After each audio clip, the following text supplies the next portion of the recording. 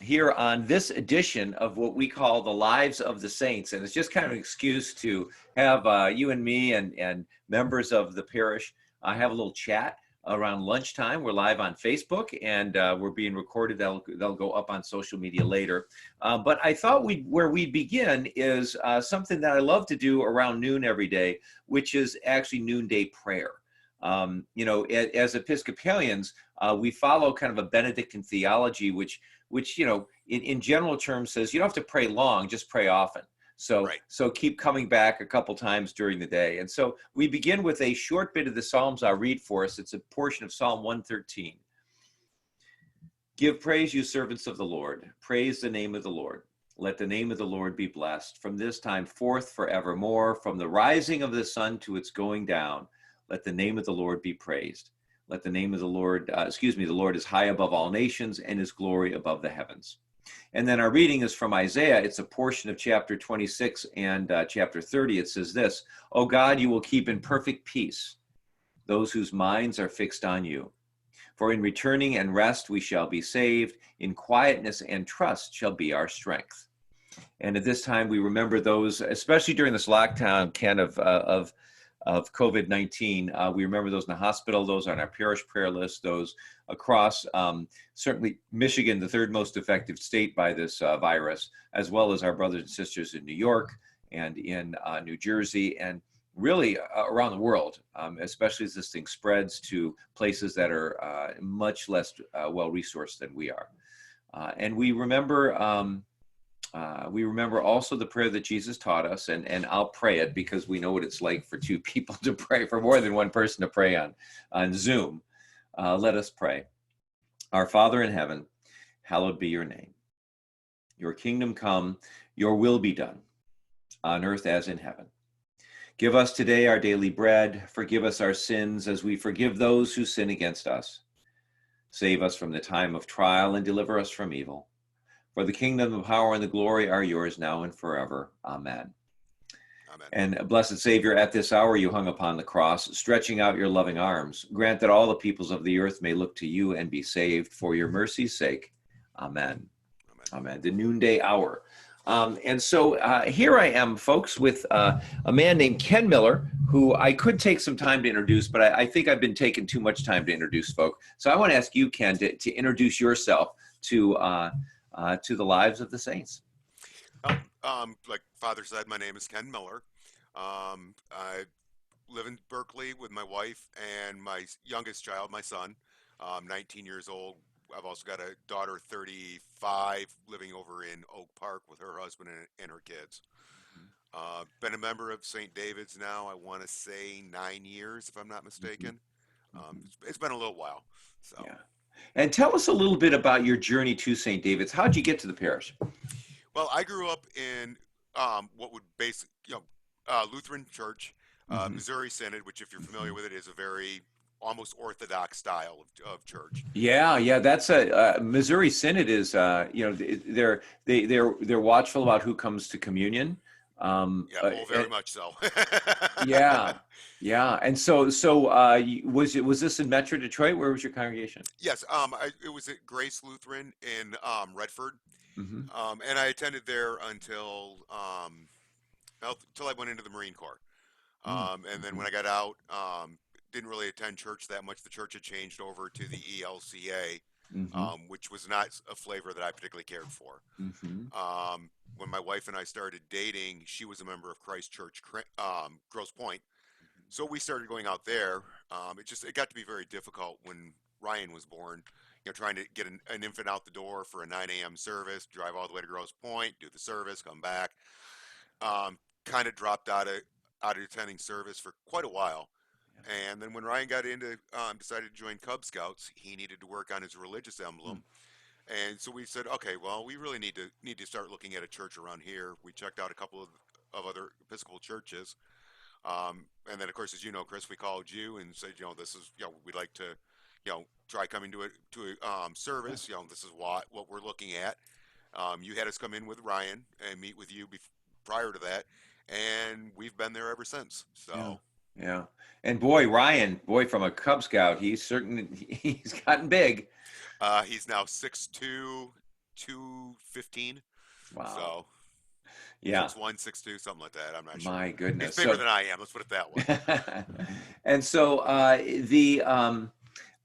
boy, what a fascinating background you've had, Ken. So let's back up a little bit. So you grew up, your folks taking you to church. Can you tell me a little bit about any kind of a God moment you might have had, maybe as a kid or as you were growing up? Did you feel any sense that God was there, and what was that sense? Never, nothing really jumps out at me as having been, that feeling. Right. Um, Yeah. Honestly, it wasn't until I got to be later, and there may have very well have been. I know, that while I was going to Grace, I started doing first aid merit badge when I was in Boy Scouts. Yeah. Moved to Manistee with my mom when my dad was in the hospital after their second divorce, and we had a kid, unfortunately, a young couple, teenagers, get into a major accident in front of our house, hit a tree. Unfortunately, we weren't able to save them, but you know, there was just something there that said, okay, you need to continue to pursue the first aid. I Yeah. don't know if that was it or not, but you know, Hmm. that's one So thing I've been passionate about in scouting ever since I got back into it is yeah. is teaching the first aid and making sure the boys know what they're doing. Well, and Yeah. girls too now. Well, yeah, but I mean, I kind of think of that because, when tragedy hits folk, and nobody really who's, aware of any age can say it hasn't hit them somewhere.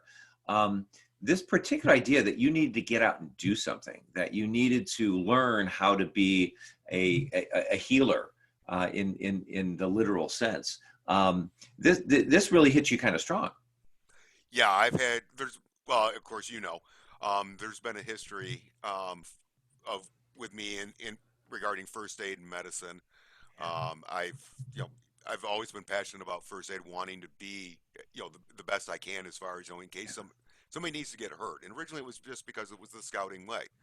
But as I've gotten older, and of course all the years that I was away from scouting, from the time that I aged out until my son started, I still maintained for the most part, maintained my certifications, Uh-huh. maintained my CPR, and just have you know, always fallen back on that.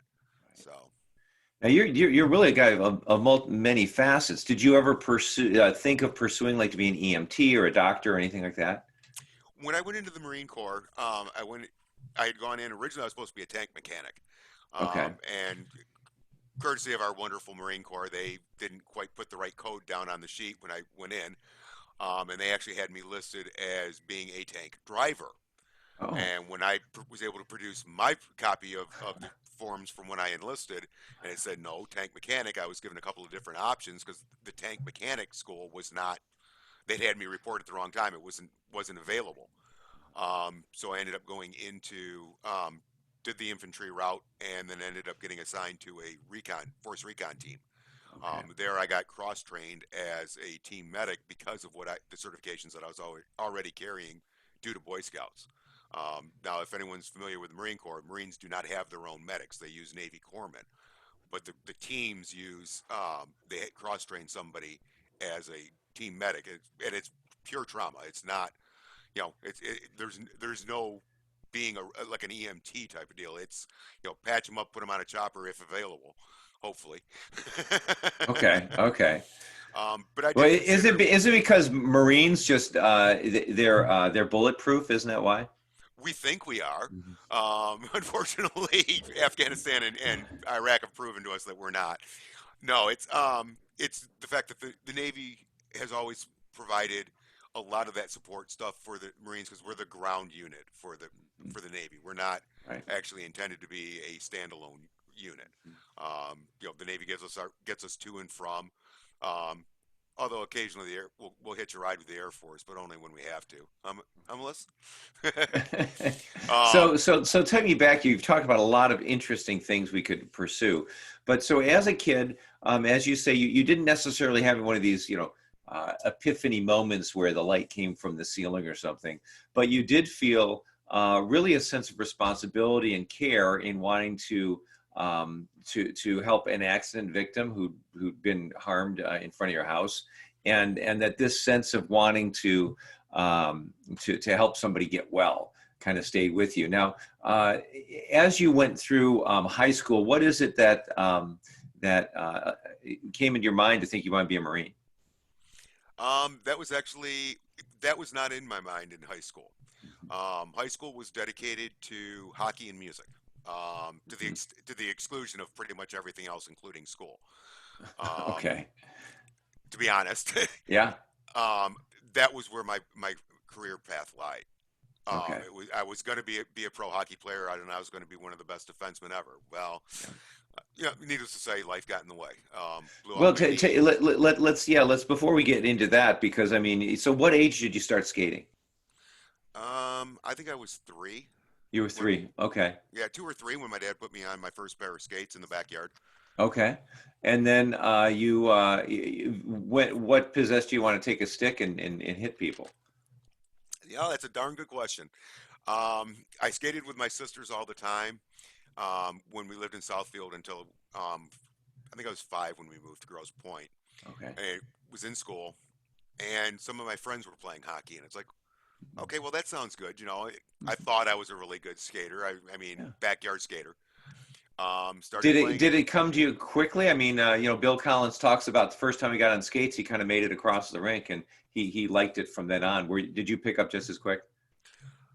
Honestly, I don't remember. Yeah. Well, I 3, he know was like once, 8. yeah, once I started when I was 5 when I started playing hockey. It took me a little bit. I was not the greatest skater. Yeah. Um, so that was something I had to really work on. But I really enjoyed the game right from the start. Right. So And how did you select defense from all the different positions? it was selected for me. Okay. When I started playing, like I said, I was 5, maybe 6, and I was a chunky kid. I've always been stocky. Not real fast, and typically at that age group, they put the slower fat kids back on the blue line where Okay. they don't have to do as much skating. Um, and it I just fell in love with the position. I mean, I Yeah. dabbled as a goaltender for a while, Hmm. but yeah, and was usually our backup goaltender. But Okay. defense was where I found my home. Okay, but then and then as you grew, did you get into what they call travel hockey? Oh yeah, I was playing travel probably at age 10 on, um, usually at the double A or triple A level. Okay, okay. And then so take us from there. So then when you did you play for your high school team, or were you kind of too good for that? We didn't have a high school team. Okay. When I was at Farmington, they had canceled, they had shut down the hockey program about 3 years before I moved there. Okay. And then they picked it back up maybe maybe 5, 10 years after I Okay. graduated high school. Okay, but So so when you were doing, you were still playing though very actively. And then when you went into and then did you go into hockey instead of college at first? I had never intended on going to college. Okay. I had always figured that I was taking the junior route rather than the collegiate route. Okay. I did not particularly enjoy school. Yep. I did not develop an enjoyment of learning until Yeah. actually I got out of the Marines and went in community college on my own Yeah. and was paying for it and realized that okay, I got to buckle down because I'm paying for Yeah. this, and Right. that was when I realized I actually enjoyed it. But no, I had planned. I was looking at the junior ranks. Yeah. Played AAA in out of Redford, Okay. and it just got signed from there to join the Buffalo farm system. Buffalo So Sabres. Yeah. Buffalo Sabres, correct. Okay. And so you went on into their farm system, and then that's when kind of tragedy hit you. Right. Well, I had developed my first knee injury. I want to say I was maybe 8 years old. Oh boy. Kid slid into me and tore some ligaments in my knee, but at that age, they didn't want to do anything. Yeah. So, and of course, you're talking back in the late 70s. Right. The surgery was not there to do like they can do Yeah. now. Yeah. Now we would do the surgery in a heartbeat, and kid would be on the ice 6 weeks later, and you never know. Wow. Okay. So I've had recurring knee issues all my life, and Because of that. Yeah. because of Okay. that, But isn't it nice? You can say, "Oh, it's an old hockey wound," an old well, that it hockey. is. Yeah. So anyway, so then you're closing the door on hockey, and then the Marines come knocking. How did you decide make that decision? Well, I once I got out of the rehab for my knee for the surgery from playing hockey. That must have been a sad time for you. I can imagine. Oh, it was. For me, it was devastating. Yeah. Um, it was probably the one time in my life I've put away music and not even. I went through a period of depression. Now that I look back at it, Mm-hmm. um, but I was trying to figure out what I was going to do. I had messed up high school, so I didn't have really an education, Yeah. um, and wasn't sure where to go. Yeah. And my dad suggested the military because he had been in the military. My brother had been in the military, and Dad was Army. My brother was in the Navy, and I figured, well, I'm going to be tougher than both of them, so I'm going to go Marine Corps. Mhm. And it And was you that did. was a good thing. Yeah, and you did. You in the a Marine Corps. And then how long did you serve? I was in for not quite 12 months, and then blew out my knee again and had to take a medical discharge. Oh my gosh. So you got discharged again. That knee has really gotten you. You mentioned another passion that you have, Ken, and that is music. Could you tell us how that developed and how you followed that? Well, I started playing. My sister, one of my sisters, is a pianist and a folk guitarist. Hmm. She's 6 years older than I am, so I always heard her practicing, Yeah. taking lessons growing up, and got into third grade, I think it was, and, well, second grade, had to do choir Oh. at school and Hmm. enjoyed it. It wasn't bad. Hmm. Yeah. Um, third grade, we started playing a recorder, and I developed a love for music. Yeah. So when fourth grade came and I had to choose an instrument, for some strange reason, I chose French horn. Um, Started on the brass. Fifth grade, they needed a tuba player, so I moved to tuba. Hmm. And then by the time I ended up getting out of high school, I had learned to play all the brass instruments. I had started playing bass guitar. Um, Wow. I was playing drum set, Uh-huh. marching percussion for the marching band, Yeah. and I was a student teacher or student aide, whatever they call it, for Yeah. our music department. So I had music my last 2 years. I had it four Hmm. hours out of the day. Oh wow. So which is where I learned to pick up all the other instruments because my Sure. our band teacher would be like, well, we're light on this area and we need somebody who can help. Can you? Sure. Let me see if I can figure this out. And Right. Right. you Right. know, I'm not an expert at any of them other than tuba and bass guitar and drums, but I Yeah. can do them. Well, that's one of the things I always liked about you, Ken, is you have such an upbeat attitude that, hey, I don't want to do it, but I can figure it out. And those are keeper people. So then music, and then as kind of high school, kind of college afterward, did you play in any bands or in any, how did that gift of yours come out? Yeah, I was in a couple of bands here in Detroit, and then I want to say I was 21. Yeah, 21. Because I celebrated 2 days after my 21st birthday, 2 days after moving to LA with the band I was in at the time. Mm. And our drummer didn't go, but we had a line on. We had put together a really good set, all originals. Hmm. We had some interest, but Hmm. we were told, well, we're not going to do any. None of the record labels wanted to do anything until we had had a drummer and had the full band together and had Sure, time to put it sure. together.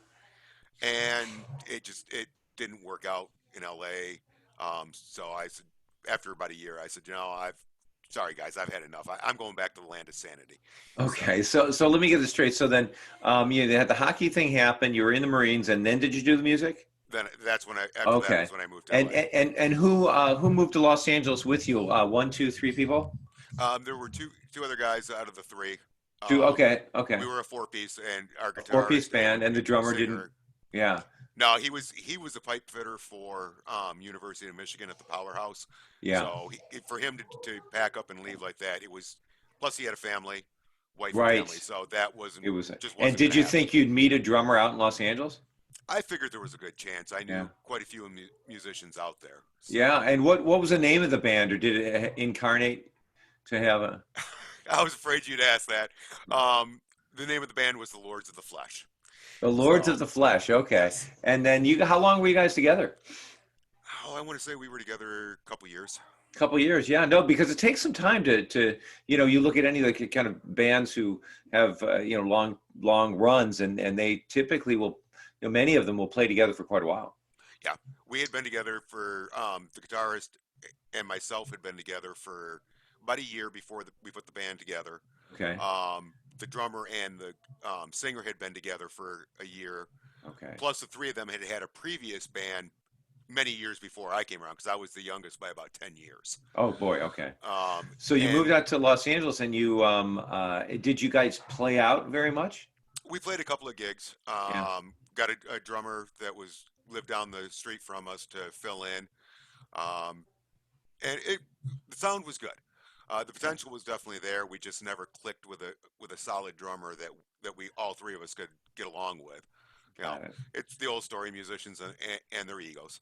So Right, right, right, right. And so did you put out any CDs or records or whatever the format was in those days? no, we had demo tape that we had put together here in Detroit with the original drummer that we had Yeah, shopped off to the labels, right.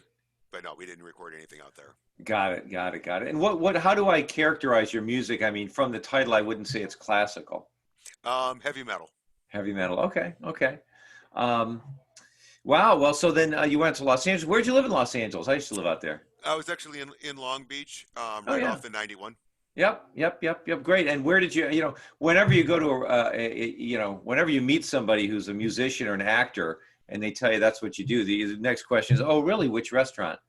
So what was your side gig out there? Actually, I was working in a rental yard as a mechanic and truck driver. Okay, okay, So okay. Great, great. Living the high life out in the City of Angels. yeah. And so then you came back to Michigan, and then what? That's when you decided, hey, I'm gonna buckle down to community college. Yep, I went to community college, and was in community college when I met my wife Melissa. I was studying to be a biomedical engineer, and you know we got married, and her dad decided that this garbage of me trying to work a full time job and go to school full time in the evening was killing me. Yeah. So he decided that he was going to pay for my college, and my wife and him decided that I was going to quit work, finish up my degree, and gone from there. So Wow, that's fantastic. What'd you get your degree in? uh, I've got a degree in biomedical engineering, Yep. and then certificates in business management and computer service. Okay. Okay. Great. And so then, as you were, as this whole kind of work thing's going on, God is still walking with you, and God still has a hand on you, and God is looking at your gifts and, seeing where they're going to pop up and this kind of thing.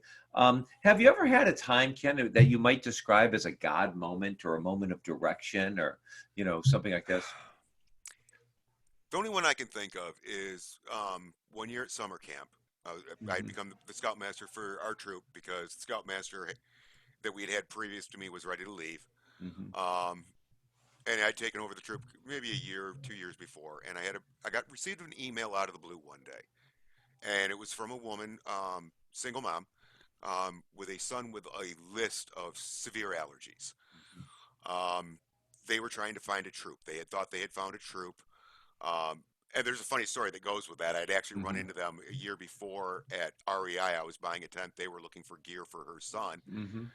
And I had just heard them talking and trying to figure out what they needed and said, okay, here, I'm a scoutmaster. What are you doing? Okay, here's my recommendations.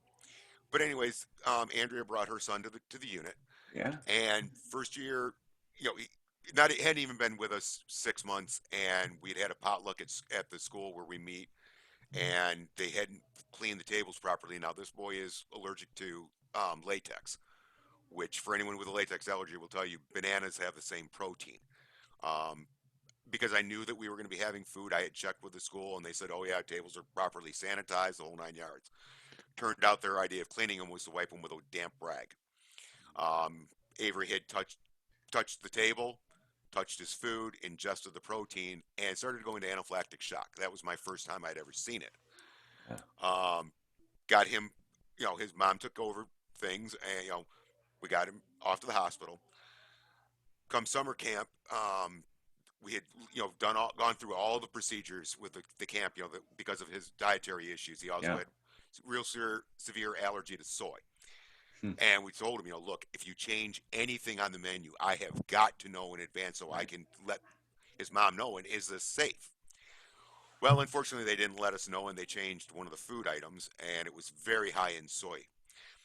And we're sitting there outside the dining hall, and he was behind me, and I turned around, I heard one of the boys like, "Avery, your face is all red. You all right?" And I guess he had said it a couple times, and I just didn't catch it the first time.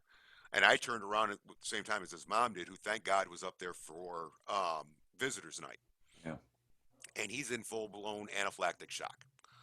So we ended up having to hit him with epinephrine. Mm-hmm. I sent one of the one of the adults that was with me, and my son Ryan actually, in a car with his mom and Avery to the hospital. And the reason being was that Andrea could take care of her son. Mm-hmm. I've got my adult in the driving, and then I've Mm-hmm. got my son in the back seat playing go between, so that Beth doesn't have to turn around and look at Andrea or what's going on. And Ryan was always one of my star pupils for first aid, Mm-hmm. Yeah. because I've been teaching first aid since I got back into scouting. Um, they got off to the hospital, and that was a mess. Yeah. They came back that night, probably about 11:30, and needless to say, I had to take care of things. Told mom, you're staying the night. You are not driving home at this point. The adrenaline's coming out of your system. And uh, I had a hard time the rest of the week. And this, of course, as you know, because I called you and said, about 2 weeks later, said, look, I got to come talk. I'm losing it. Yeah. Um, Ever since then, and meeting with you was when you had told me, that there was a reason that I had been there. Mm-hmm. And I've just, since then I have taken on you know, every unit I've been associated with since I've been the troop medical officer. Mm-hmm. I've gone and gotten even more certifications in first aid Yeah. just so that I can be prepared for things. Right. Um, because of that, I've gotten into training of adults, and one of Yeah. the things that I train is a anaphylaxis and Mm-hmm. allergy course. Yeah. And due to that course, I've had a couple of scoutmasters contact me over the years that, Right. because of what they learned there, they had boys go into anaphylactic shock on campouts or summer camp, and they knew what to do. Right. So the only thing I could think of is God had to be steering me on that one, because otherwise I was done with Yeah. scouting after that night. Yeah. I couldn't take it anymore.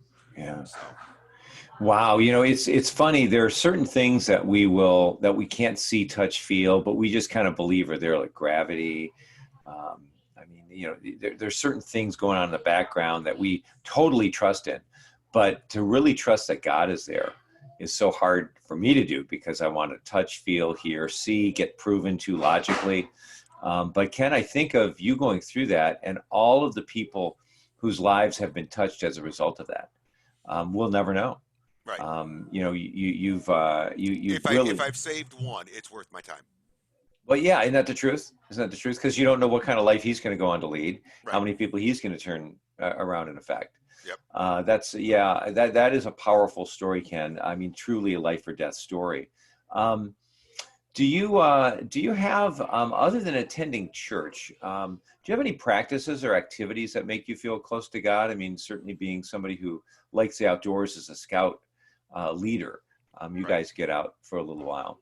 I think that A little bit. scouting, in general, I'm commissioner for a couple of different units, one Cub Scout pack, one Boy Scout troop. So I work very closely with the leadership there. Yeah. Uh-huh. Not so much with the boys anymore. But I'm also a roundtable commissioner, which means I help put together a monthly meeting for all the leaders where we have trainings, or sometimes we'll have discussions about events that are coming up. Right. So I stay very involved that way. And of course, since COVID, I've been trying to do as much as I can for the food pantry, because something's just telling me I've got to stay with that. Yeah, yeah, no, no. As a lot of people know, Ken, you have been a really a central linchpin to the St. David's Food Pantry, which we started kind of on a lark in January. We felt we were called as a vestry, as a parish, to do that, even though there was a food pantry nearby. We a couple of them in Southfield. We just felt like we had to do that, and we started in January. And before we knew it, COVID hit, and now hundreds of families, hundreds of people are getting fed regularly through that, which you're again a cog in the wheel. A central, I should say, linchpin. You keep the reports and you do all kinds of stuff. So there's an author named Anne Lamott, and she likes to say there are three kinds of prayer, Ken. There's Okay. wow, there's help, and there's thanks. Which one of those three characterizes your prayer life? Um,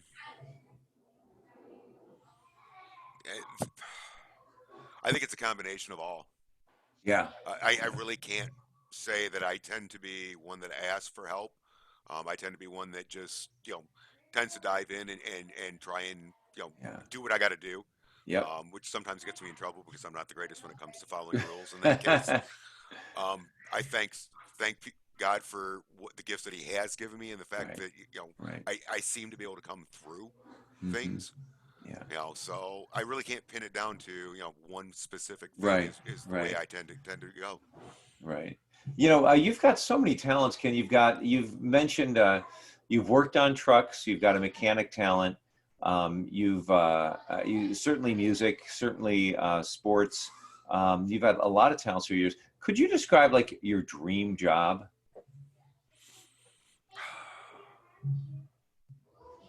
No, I can't because I don't know what it is yet.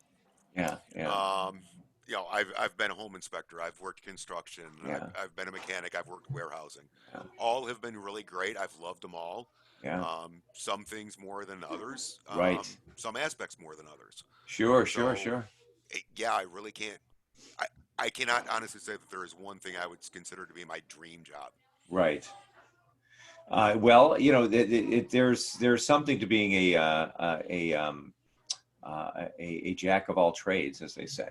Right. Um, Let me ask you this: did you they say like people who are Christians like you and I, the vast majority of them, every once in a while you get somebody who had a jailhouse conversion or something very dramatic, but for the most part, it's this constant sense that God's with you and that God is beside you. How do you describe your faith? Was it something that from what you've told us, it's something that really kind of grew on you? Yeah, and I think it's still growing. Honestly, Yeah. um, I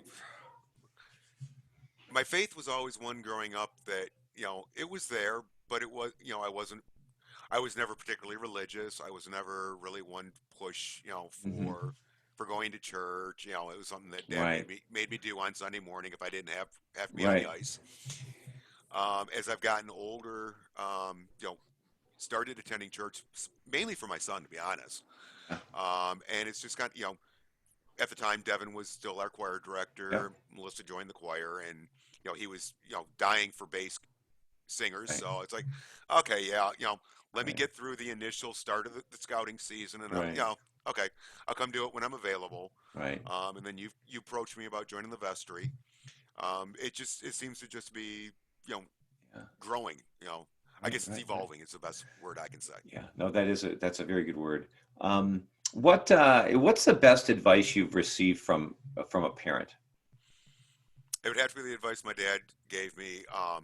Is to keep your word because you're only as good as your word. Mm-hmm. Hmm.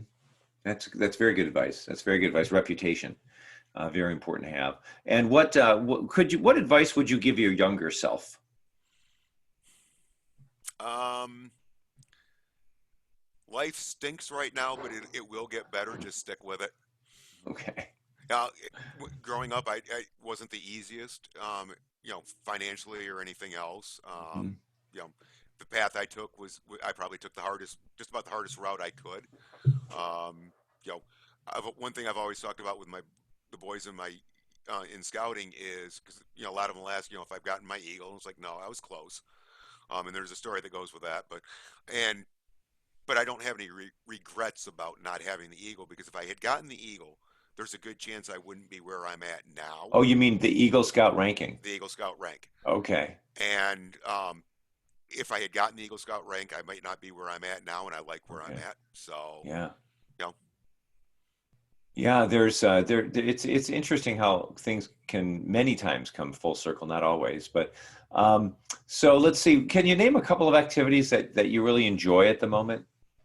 of course, my bass. I Yeah. love music. Yeah. Um, I enjoy camping, although not being as affiliated with one unit anymore, I really don't have the opportunities like I used to have. Yeah. Especially not now with COVID-19. Right. Right. Right. Right. Right. Right. But that's something that I very much enjoy. Hmm. hanging out with the dogs and the family. Yeah. So Okay. And then do you have a favorite vacation spot? not really. I can Mhm. find something useful to do in just about any place. Okay. Given my own left up to my own devices, I'd probably say camping. Someplace out um, in the boonies.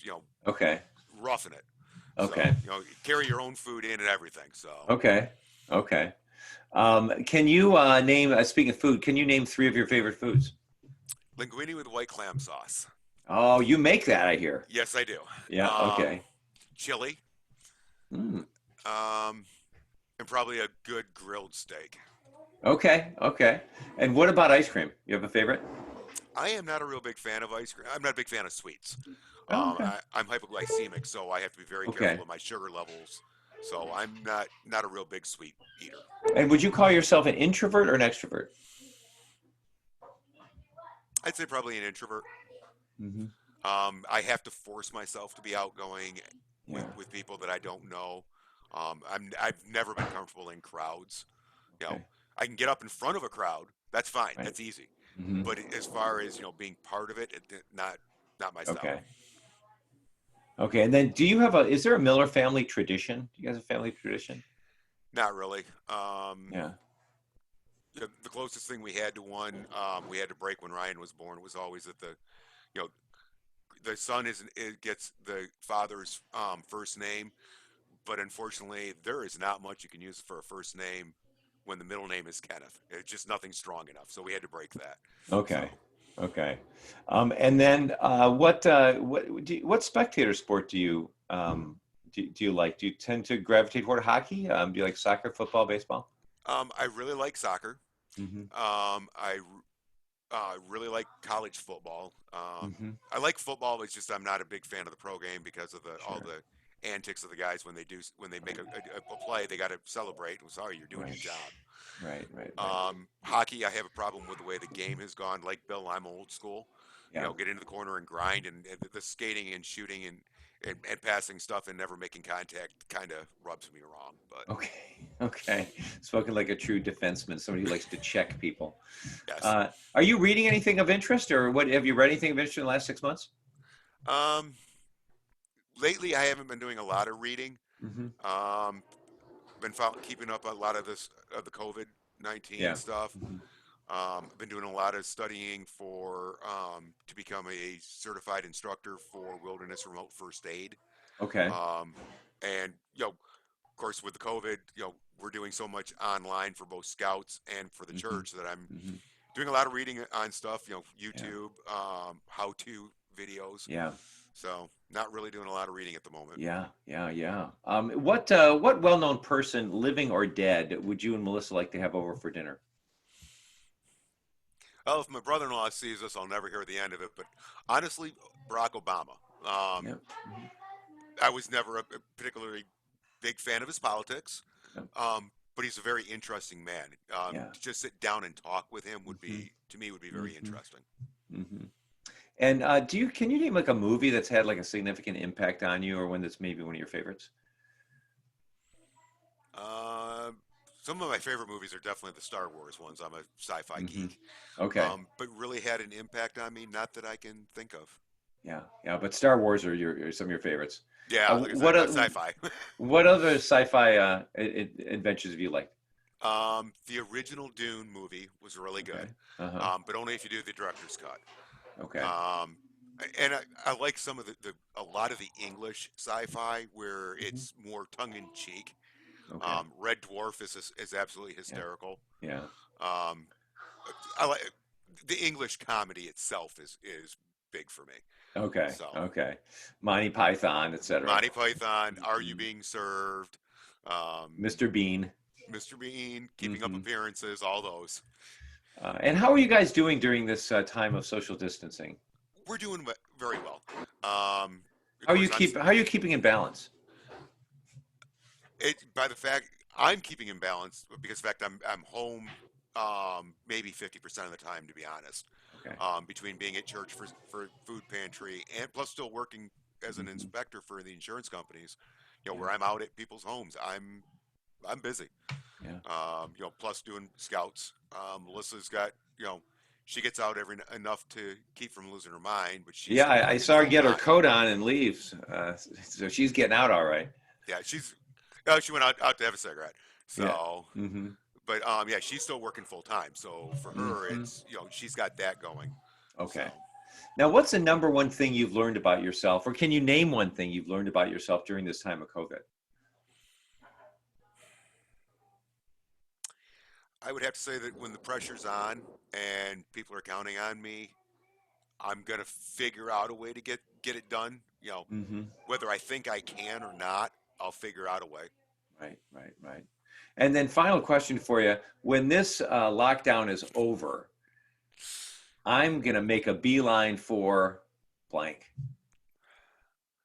Honestly, I have not thought about it. Yeah, And to be honest, I don't think there's any place that I will.